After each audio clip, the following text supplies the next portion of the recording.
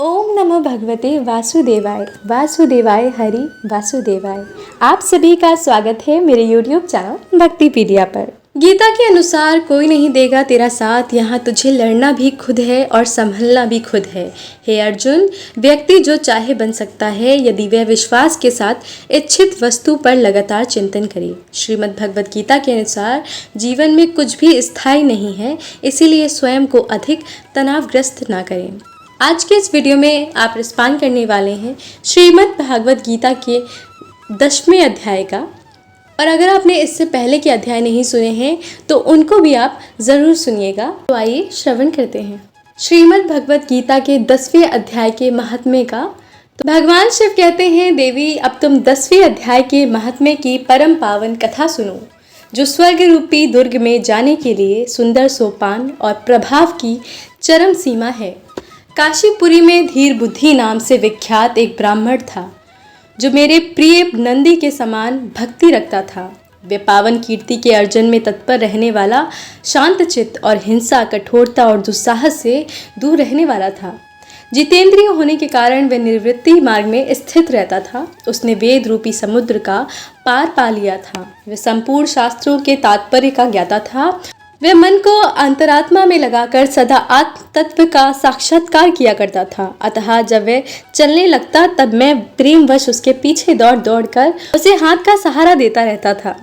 ये देख मेरे पार्षद भृंगी ऋषि ने पूछा, भगवान, इस प्रकार भला किसने आपको दर्शन दिया होगा? इस महात्मा ने तो कौन सा तप, होम और जप किया है कि स्वयं आप ही पग पग पर इसे हाथ का सहारा देते रहते हैं? भृंगी का ये प्रश्न सुनकर मैंने कहा, एक समय की बात है। कैलाश पर्वत के पार्श्व भागम में पुन्नाक वन के भीतर चंद्रमा की अमृतमयी किरणों से धुली हुई भूमि में एक वेदी का आश्रय लेकर मैं बैठा हुआ था। मेरे बैठने के क्षण भर बाद ही सहसा बड़े जोर की आंधी उठी। वहां के वृक्षों की शाखाएं नीचे ऊपर होकर आपस में टकराने लगी। कितनी ही टहनियां टूट टूट कर बिखर गईं। पर्वत की अविचल छाया भी हिलने लगी। इसके बाद वहां महान भयंकर शब्द हुआ, जिससे पर्वत की कंदराएं प्रतिध्वनित हो उठी। तदंतर आकाश से कोई विशाल पक्षी उतरा, जिसकी कांति काले मेघ के समान थी। वह कज्जल की राशि, अंधकार के समूह अथवा पंख कटे हुए काले पर्वत सा जान पड़ता था। पैरों से पृथ्वी का सहारा लेकर उस पक्षी ने मुझे प्रणाम किया और एक सुंदर नवीन कमल मेरे चरणों में रखकर स्पष्ट वाणी में स्तुति करनी आरंभ की। पक्षी बोला, देव आपकी जय हो। चिदानंदमयी सुधा के सागर तथा जगत के पालक हैं। सदा सद्भावना से युक्त और अनासक्ति की लहरों से उल्सित हैं। आपके वैभव का कहीं अंत नहीं है। आपकी जय हो। अद्वैत वासना से परिपूर्ण बुद्धि के द्वारा आप त्रिविध मलों से रहित हैं। आप जितेंद्रिय भक्तों को अधीन, अविद्या में उपाधि से रहित, नित्य मुक्त, निराकार, निरामय, आसीन, अहंकार शून्य, आवरण रहित और निर्गुण हैं। आपके भयंकर ललाट रूपी महासर्प की विष ज्वाला से आपने कामदेव को भस्म किया है। आपकी जय हो। आप प्रत्यक्ष आदि प्रमाणों से दूर होते हुए भी प्रमाण स्वरूप हैं। आपको बारंबार नमस्कार है। चैतन्य के स्वामी तथा त्रिभुवन रूपधारी आपको प्रणाम है। मैं श्रेष्ठ योगियों द्वारा चुंबित आपके उन चरण कमलों की वंदना करता हूँ, जो अपार भव पाप के समुद्र से पार उतरने में अद्भुत शक्तिशाली हैं। हे महादेव, साक्षात बृहस्पति भी आपकी स्तुति करने की धृष्टता नहीं कर सकते। सहस्त्र मुखों वाले नागराज शेष भी इतना चातुर्य नहीं है कि वे आपके गुणों का वर्णन कर सकें। फिर मेरे जैसी छोटी बुद्धि वाले पक्षी की तो बेसात ही क्या है। उस पक्षी द्वारा किए हुए इस स्रोत को सुनकर मैंने उससे पूछा, विहंगम, तुम कौन हो और कहाँ से आए हो? तुम्हारी आकृति तो हंस जैसी है, रंग कौए से मिलता है। तुम जिस प्रयोजन को लेकर यहाँ आए हो उसे बताओ। पक्षी बोला, देवेश, मुझे ब्रह्मा जी का हंस जानिए। धूर जटे, जिस कर्म से मेरे शरीर में इस समय कालिमा आ गई है उसे सुनिए। प्रभु, यद्यपि आप सर्वत्र हैं, अतः आपसे कोई भी बात छुपी नहीं है, तथापि यदि आप पूछते हैं तो बतलाता हूँ। सौराष्ट्र सूरत नगर के पास एक सुंदर सरोवर है, जिसमें कमल लहलहाते रहते हैं। उसी में से बाल चंद्रमा के टुकड़े जैसे श्वेत मृगरालों की ग्रास से लेकर मैं तीव्र गति से आकाश में उड़ रहा था। उड़ते उड़ते सहसा वहां से पृथ्वी पर गिर पड़ा। जब होश में आया और अपने गिरने का कोई कारण न देख सका तो मन ही मन सोचने लगा, अहो ये मुझ पर क्या आ पड़ा है, आज मेरा पतन कैसे हो गया। पके हुए कपूर के समान मेरे श्वेत शरीर में ये कालिमा कैसे आ गई। इस प्रकार विस्मित होकर मैं अब भी विचार कर ही रहा था कि उस पोखरे के कमलों में से मुझे एक वाणी सुनाई दी, हंस उठो, मैं तुम्हारे गिरने और काले होने का कारण बताती हूँ। तब मैं उठकर सरोवर के बीच गया और वहाँ 5 कमलों से युक्त एक सुंदर कमलिनी को देखा। को प्रणाम करके मैंने प्रदक्षिणा की ओर अपने पतन का कारण पूछा। कमलिनी बोली, कलहंस, तुम आकाश मार्ग से मुझे लांग कर गए हो। उसी पातक के परिणाम वश तुम्हें पृथ्वी पर गिरना पड़ा तथा उसी के कारण तुम्हारे शरीर में कालिमा दिखाई देती है। तुम्हें गिरा देख मेरे हृदय में दया भर आई और जब मैं इस मध्यम कमल के द्वारा बोलने लगी हूँ, उस समय मेरे मुख से निकली हुई सुगंध को सूंघकर 60,000 भंवरे स्वर्ग लोक को प्राप्त हो गए हैं। पक्षीराज, जिस कारण मुझ में इतना प्रभाव आया है उसे बतलाती हूँ, सुनो।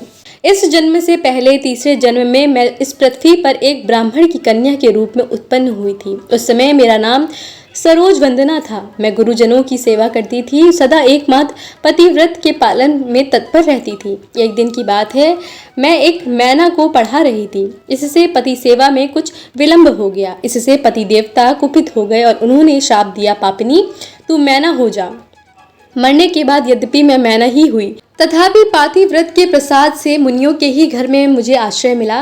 किसी मुनि कन्या ने मेरा पालन पोषण किया। मैं जिसके घर में थी वह ब्राह्मण प्रतिदिन विभूति योग के नाम से प्रसिद्ध गीता के 10वें अध्याय का पाठ करते थे और मैं उस पापहारी अध्याय को सुना करती थी। विहंगम, काल आने पर मैं मैना का शरीर छोड़कर 10वें अध्याय के महात्म्य से स्वर्ग लोक में अप्सरा हुई। मेरा नाम पद्मावती हुआ और मैं पद्मा की प्यारी सखी हो गई।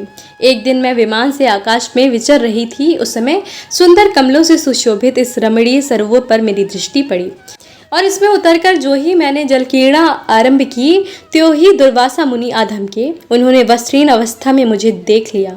उनके भय से मैंने स्वयं ही कमलिनी का रूप धारण कर लिया। मेरे दोनों पैर 2 कमल हुए, दोनों हाथ भी 2 कमल हो गए और शेष अंगों के साथ मेरा मुख भी कमल का है। इस प्रकार मैं 5 कमलों से युक्त हूँ। मुनिवर दुर्वासा ने मुझे देखा। उनके नेत्र क्रोधाग्नि से जल रहे थे। मुनिवर दुर्वासा बोले, पापनी, तू इसी रूप में 100 वर्षों तक पड़ी रहे। ये श्राप देकर वे क्षण भर में अंतर्ध्यान हो गए और कमलिनी होने पर भी विभूति योगाध्यक्ष के माध्यम से मेरी वाणी लुप्त नहीं हुई है। मुझे लांघने मात्र के अपराध से तुम पृथ्वी पर गिर पड़े हो। पक्षीराज, यहाँ खड़े हुए तुम्हारे सामने ही आज मैंने शाप की निवृत्ति हो रही है, क्योंकि आज 100 वर्ष पूरे हो गए हैं। मेरे द्वारा गाए जाते हुए उस उत्तम अध्याय को तुम भी सुन लो। उसके श्रवण मात्र से ही तुम आज मुक्त हो जाओगे। यह कहकर पद्मिनी ने स्पष्ट तथा सुंदर वाणी में 10वें अध्याय का पाठ किया। वह मुक्त हो गई। उसे सुनने के बाद उसी के दिए हुए इस कमल को लाकर मैंने आपको अर्पण किया है। इतनी कथा सुनकर उस पक्षी ने अपना शरीर त्याग दिया। ये एक अद्भुत सी घटना हुई। वही पक्षी अब 10वें अध्याय के प्रभाव से ब्राह्मण कुल में उत्पन्न हुआ है। जन्म से ही अभ्यास होने के कारण शैशवावस्था से ही उसके मुख से सदा गीता के 10वें अध्याय का उच्चारण हुआ करता है। 10वें अध्याय के अर्थ चिंतन का ये परिणाम हुआ है। ये सब भूतों में स्थित शंख चक्रधारी भगवान विष्णु का सदा ही दर्शन करता रहता है।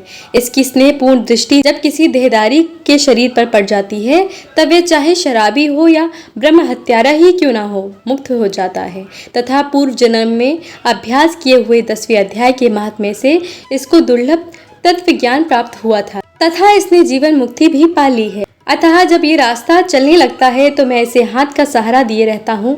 भृंगरीटी, ये सब 10वें अध्याय की ही महामहिमा है। भगवान शिव कहते हैं, पार्वती, इस प्रकार से मैंने भृंगीरीटी के सामने जो पापनाशक कथा कही थी वही तुमसे भी कही है। नर हो या नारी अथवा कोई भी क्यों ना हो, इस 10वें अध्याय के श्रवण मात्र से उसे सब आश्रमों के पालन का फल प्राप्त होता है। तो बोलिए विष्णु भगवान की जय, लक्ष्मीपति नारायण की जय। तो ये था श्रीमद् गीता के 10वें अध्याय का महात्म्य। अगर आपने इससे पहले के अध्याय नहीं सुने हैं तो उनको भी आप ज़रूर सुनिएगा। और हाँ, आने वाले अध्याय के लिए आप मेरे चैनल को सब्सक्राइब ज़रूर कर लें ताकि आपकी कोई भी वीडियो मिस नहीं हो। और हाँ, कमेंट में हरे कृष्णा लिखना बिल्कुल मत भूलिएगा। आप सभी पर नारायण कृपा करें।